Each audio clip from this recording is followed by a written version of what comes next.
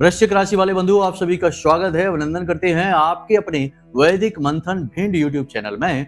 तो वृश्चिक राशि वालों, जरा ध्यान से समझिए। अब चाहे आपके जीवन में कैसा भी दुख हो, तकलीफ हो, परेशानी हो, हर एक दुख तकलीफ परेशानी का अंत का समय आ चुका है। हम आपको बताने जा रहे हैं 3 ऐसी महाविधियां जिन्हें आपको अपने जीवन में क्रमबद्ध तरीके से उपयोग करना है और आपके जीवन में चाहे किसी भी ग्रह नक्षत्र से दुख तकलीफ आ रहे हो, चाहे कोई भी ग्रह आपका खराब हो, चाहे वह शनि हो, राहु हो, केतु हो या मंगल या फिर शुक्र, कोई भी ग्रह आपका खराब हो, वह पूर्ण रूप से अनुकूल हो जाएगा और आपके जीवन में धन वर्षा कराएगा, दुख तकलीफों से आपको दूर करेगा और कर्जा हो या किसी प्रकार की व्यापार में हानि हो रही हो, सब कुछ समाप्त कर देगा। स्वयं माता लक्ष्मी विष्णु के साथ यानी नारायण श्री हरि विष्णु के साथ आपके घर में प्रवेश करेंगी, जिन्हें स्थायी लक्ष्मी कहा जाता है। आज का यह कार्यक्रम आपके जीवन के लिए बिल्कुल प्राण वायु के समान है। यह आपको इतनी ऊर्जा, इतनी शक्ति देगा कि आप अपने जीवन से सारे दुखों का नाश स्वयं ही कर पाएंगे। आपको हम इतनी बड़ी गुप्त विद्या देने जा रहे हैं जैसा कोई आपको मुफ्त में तो नहीं देगा, क्योंकि आज का युग व्यापारीकरण का युग है, हर एक चीज का एक मोल है। लेकिन हम आपको यह ज्ञान, जो आध्यात्मिक तो है ही, शास्त्रों में तो लिखा है ही, लेकिन बड़ा ही जीवन उपयोगी है, माता रानी की सेवा में आपको यूं ही देने जा रहे हैं प्रसाद के रूप में। तो बस माई का यह महाप्रसाद आपके पास आया है, खुद चलकर आपके जीवन के दुखों को, कष्टों को नाश करने के लिए। जैसा कि हम कुंडली के विषय में तरह तरह की बातें बताते रहते हैं, बहुत सारे लोगों के हमारे पास मैसेज आते हैं, फोन कॉल भी आते हैं कि गुरुजी, हमारे पास तो हमारी कुंडली ही नहीं है, तो हम कैसे जाने कि हमारे कौन से ग्रह खराब हैं, हम क्या उपचार करें। परेशानियां तो हैं ही। तो अब ऐसे में आज का यह कार्यक्रम आपकी आंखें खोलने वाला है, क्योंकि आपकी चाहे कुंडली हो या ना हो, तब भी हम आपको ऐसी विधि बताने जा रहे हैं जिससे आपको स्वयं पता लग जाएगा कि आपका कौन सा ग्रह खराब है और आपको क्या उपाय करने हैं, उसका क्या उपचार करना है। यही तो ज्योतिष की सबसे बड़ी महाशक्ति है कि कुंडली देखकर पता लग जाता है कि किस ग्रह से खराबी आ रही है और किस ग्रह का क्या समाधान करना है, और फिर जातक को सुख मिलना शुरू हो जाता है, उस ग्रह की पीड़ा समाप्त हो जाती है। काल सर्प दोष है तो राहु केतु के उपाय कर लिए जाते हैं, मांगलिक दोष है तो मंगल के उपाय और गुरु के उपाय कर लिए जाते हैं, और यदि जीवन में बार बार रुकावटें परेशानियां हैं तो शनि के उपाय करवा दिए जाते हैं। 7.5 अढ़ैया है तो शनि के उपाय करवा दिए, राहु के उपाय करा दिए, जीवन आसान हो जाता है। लेकिन अब ऐसे में क्या किया जाए जब आपकी कुंडली आपके पास नहीं है या आपको ज्ञान ही नहीं है, आपको पता ही नहीं है कि आपका कौन सा ग्रह खराब है, तो भला क्या उपाय करेंगे। अंदाजे से कोई भी उपाय करने से तो वह फलित होगा नहीं। तो आज का यह कार्यक्रम आपको सटीक ज्ञान देगा और कुछ विशेष विधियों के माध्यम से आपको बताएगा कि आपका ग्रह कौन सा खराब है और अब आपको क्या उपाय करने हैं। जी हाँ बंधुओं, बहुत ही बारीकी से आज के इस कार्यक्रम को सुनना और पेन पेपर लेके बैठना, और जो चीजें कठिन होती जाएं उन्हें लिखते चले जाना। यही तो सबसे बड़ी विधा है कि इंसान सुनकर तो भूल भी जाता है, लेकिन जो लिख लेता है वह हमेशा के लिए याद रह जाता है। इसीलिए तो लिखने वाले की प्रधानता रहती है। तो आपको भी यही करना है।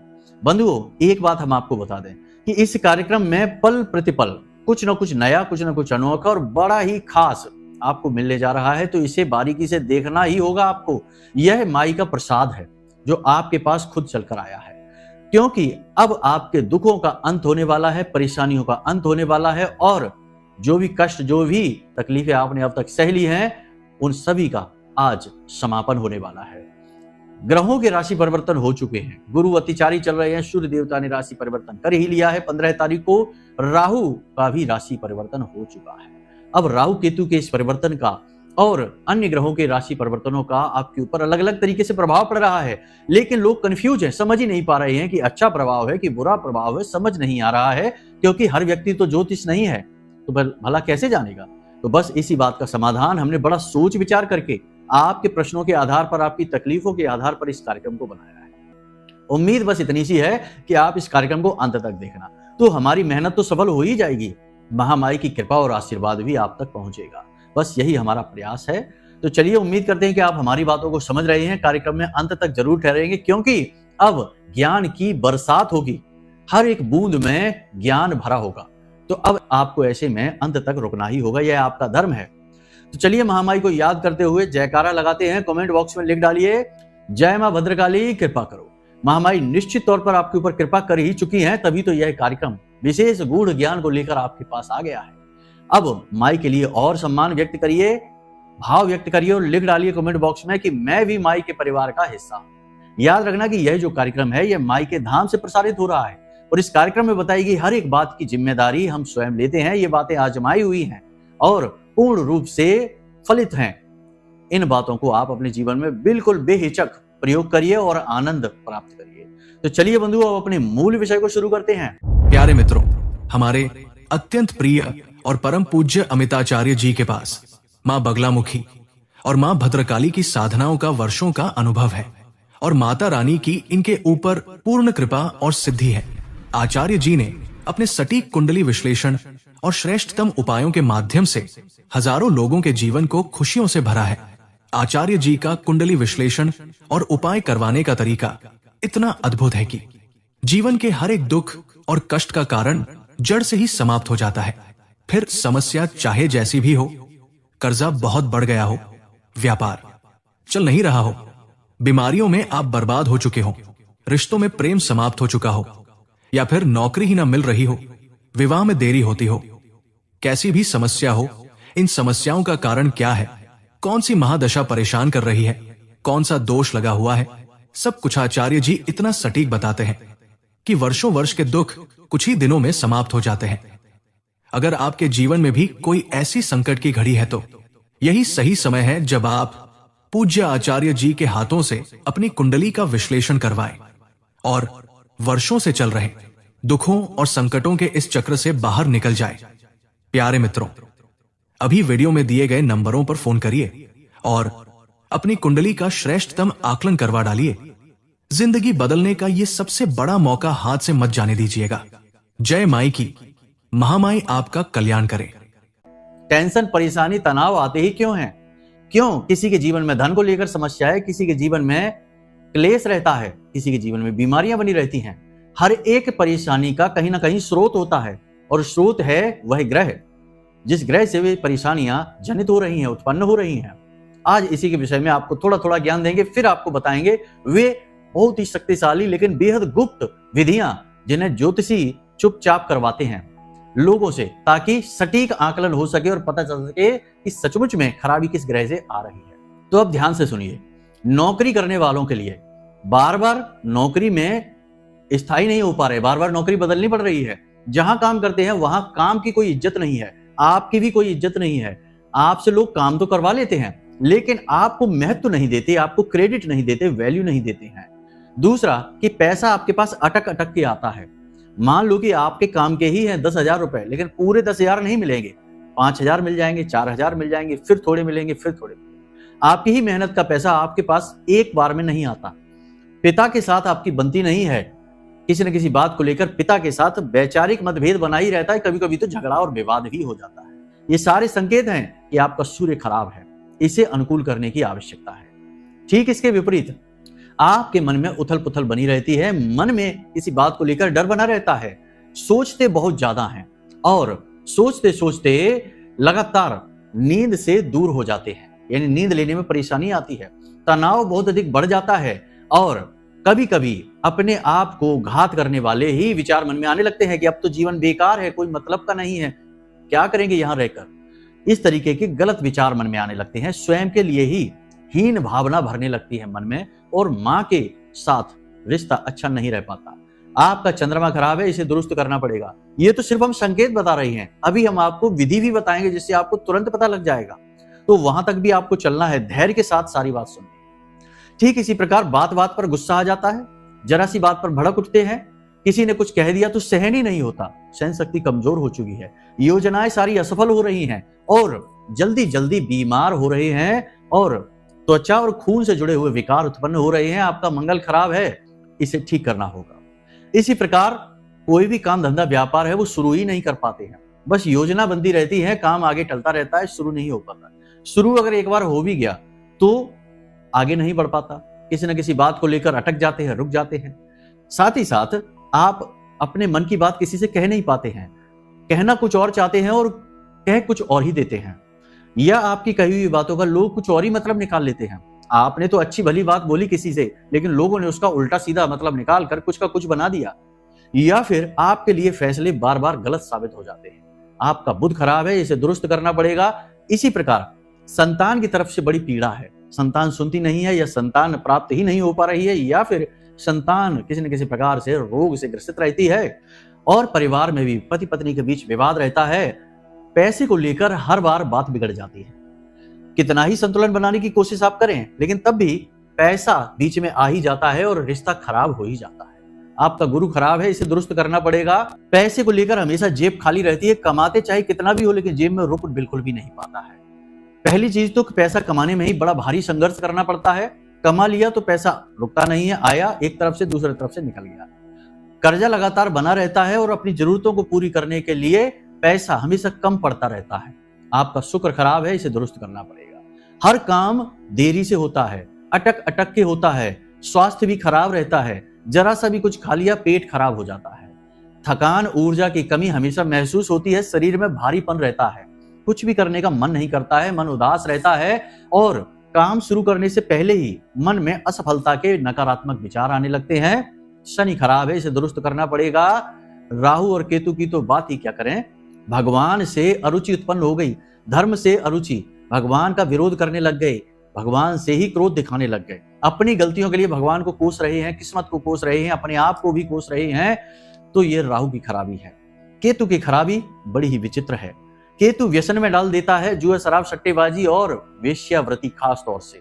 इन चक्करों में पड़ गए, नाजायज संबंधों में पड़ गए तो केतु खराब है। कभी कभी केतु की खराबी आपको जरूरत से ज्यादा आध्यात्मिक बना देती है। तो बात वही है कि घर गृहस्थी छोड़कर मंदिरों पर जाकर बैठ गए, भजन करने लग गए। अपनी जिम्मेदारियों का निर्वहन किए बिना ही संन्यास प्राप्त करने की कोशिश चल रही है। यह भी केतु की खराबी ही है, क्योंकि धर्म यह कहता है कि अगर आपके ऊपर कोई जिम्मेदारी आ गई है तो पहले उस जिम्मेदारी का निर्वहन कीजिए, फिर आप संन्यास लीजिए। यह शुद्ध यानी कि सही केतु की पहचान होगी।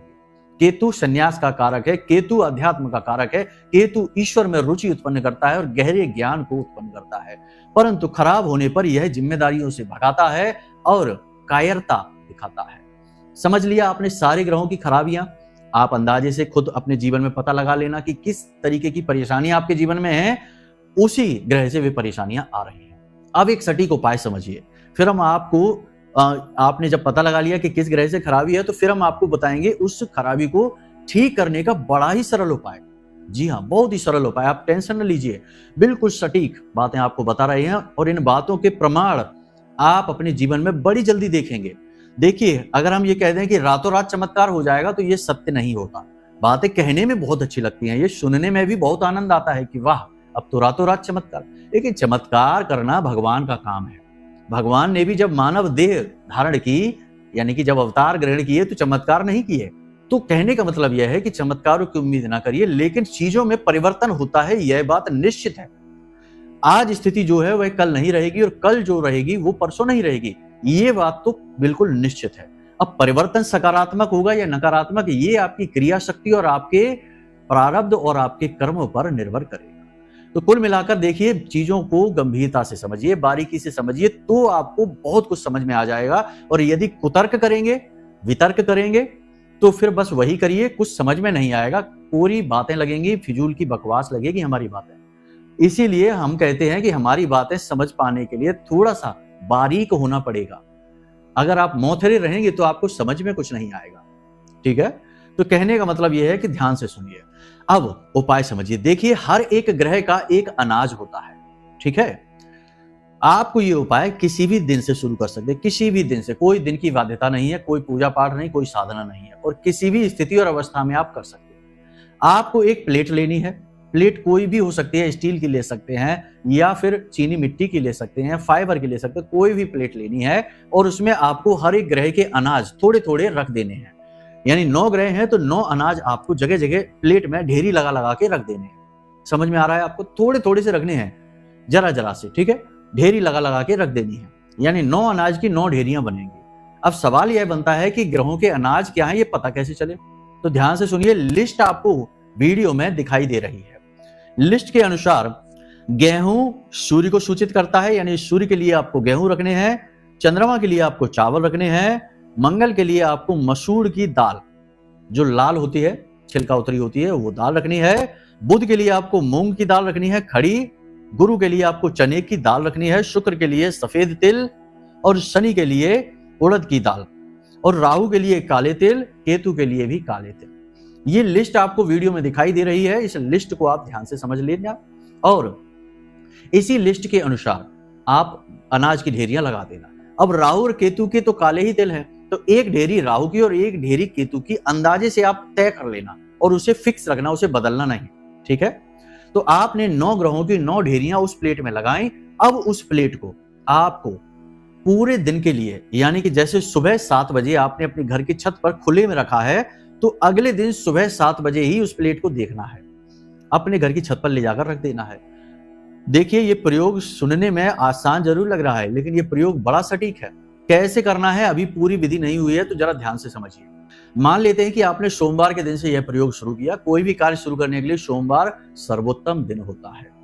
तो आपने सोमवार के दिन से यह प्रयोग शुरू किया कि आपने छोटी छोटी ढेरियां अनाज की उस प्लेट में सजाई और उसे ले जाकर अपने घर की छत पर छायादार स्थान पर और निर्जन, यानी वहां कोई जाए आए ना, कोई उसे बार बार देखे ही ना, ऐसी जगह पर ले जाकर चुपचाप आपने रख दी। अब वह पूरे 24 घंटे के लिए रखी है। अब आप मंगलवार की सुबह जाएंगे और उस प्लेट को बारीकी से देखेंगे। कौन से ग्रह के जो अनाज हैं वे या तो फैल गए हैं इधर उधर, या खा लिए गए हैं, या उनकी ढेरी खराब हो चुकी है बुरी तरह से। थोड़ी बहुत खराब है तो कोई बात नहीं, बुरी तरह से खराब हो चुकी है। मान लेते हैं कि गेहूं पूरी तरीके से खा लिया गया है, या गायब हो चुका है, या बहुत फैला हुआ है इधर उधर, ढेरी समाप्त हो चुकी है, तो यह सूर्य का सूचक है, यानी सूर्य खराब है। लेकिन यहां पर पेच ये है कि एक बार में नहीं, आपको 7 दिन तक लगातार ये प्रयोग करना है।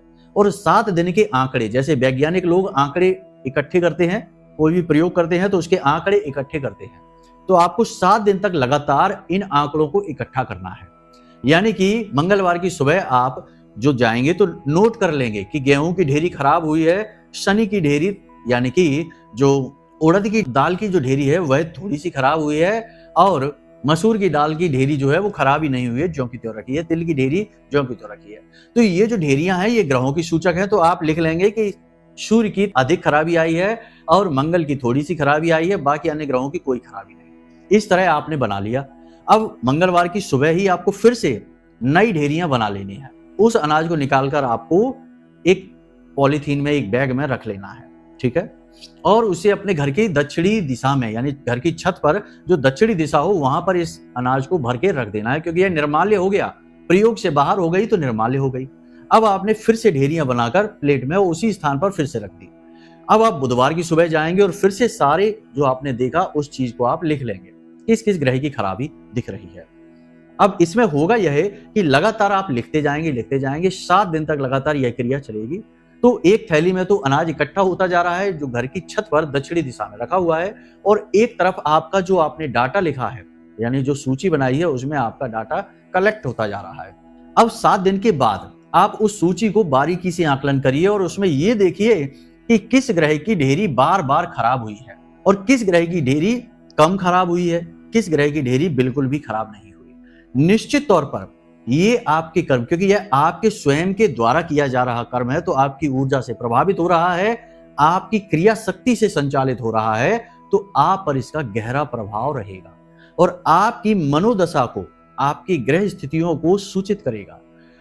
इस प्रयोग को, ये प्रयोग इतना सटीक है कि आप यकीन मानिए कि हमने जिस जिसको कराया उसके जीवन में ठीक उसी प्रकार की समस्याएं थी, जिस प्रकार ग्रहों की खराबी ये प्लेट के माध्यम से दिखाई दे रही थी। जी हाँ, तो आप भी इसे करके देखिए, आपको पता लग जाएगा। अंत में 7वें दिन आपका निष्कर्ष निकलेगा कि आपका सूर्य जो है वो पूरी तरह से खराब है। मान लो गेहूं हर बार खराब होते हैं, सूर्य पूरी तरह से खराब है, चंद्रमा आपका थोड़ा सा खराब है, मंगल आपका बिल्कुल खराब नहीं, शनि भी आपका थोड़ा सा खराब है। अब यहां से आपको क्या करना है, ये विशेष बात ध्यान से समझिए। अगले 7 दिनों तक इन्हें सुधारने की क्रिया चलेगी। तो जिस जिस ग्रह के जो जो अनाज खराब हुए थे, आपको एक पोटली बनानी है उस ग्रह की, और 7 मुट्ठी वही अनाज आपको उस पोटली में भरना है और मंदिर में जाकर चुपचाप दान कर देना है। मान लो सूर्य की खराबी हो रही थी, तो आपको एक सफेद रंग की पोटली लेनी है और उसमें गेहूं 7 मुट्ठी डालने हैं और उन्हें बांधकर पोटली और मंदिर में जाकर दान कर देना 7 दिन तक लगातार आप इस क्रिया को करेंगे। साथ ही सूर्य को अर्घ भी अवश्य देंगे। सूर्य को अर्घ देने का कार्य तो आपको बहुत लंबे समय तक करना होगा, कम से कम 6 महीने से 1 साल तक लगातार। तो आपको सूर्य देवता की कृपा भी प्राप्त हो जाएगी, खराबी दूर हो जाएगी। इसी प्रकार चंद्रमा यदि आपका थोड़ा बहुत खराब दिख रहा है तो आपको चावल यानी कि सफेद रंग की ही पोटली में आपको चावल 7 मुट्ठी भरने हैं और मंदिर में जाकर दान करने हैं। लगातार 7 दिनों तक यह दान आपका चलता रहेगा। इसी प्रकार आपने देखना है कि जिस भी ग्रह की खराबी आई है उसी ग्रह का अनाज 7 मुट्ठी आपको उसी ग्रह के रंग के कपड़े में रख देना है। अब मंगल की खराबी है तो लाल रंग का कपड़ा, शनि की खराबी है तो काले रंग का कपड़ा, राहु केतु की खराबी है तो फिर भूरे रंग का कपड़ा या नीले रंग का कपड़ा। और इसी प्रकार गुरु की खराबी आई है, चने की दाल बार बार खराब हुई है तो चने की दाल के लिए यानी गुरु के लिए पीले रंग का कपड़ा, बुध की खराबी के लिए हरे रंग का कपड़ा। बस इस प्रकार आपको ये उपाय करने हैं। यानी कि जैसे प्रयोग वैसा ही इससे उपाय शुरू हो जाता है, लेकिन बड़ा ही सटीक, बहुत ही शक्तिशाली। आप इस क्रिया को एक बार हमारे कहने से करके देखिए।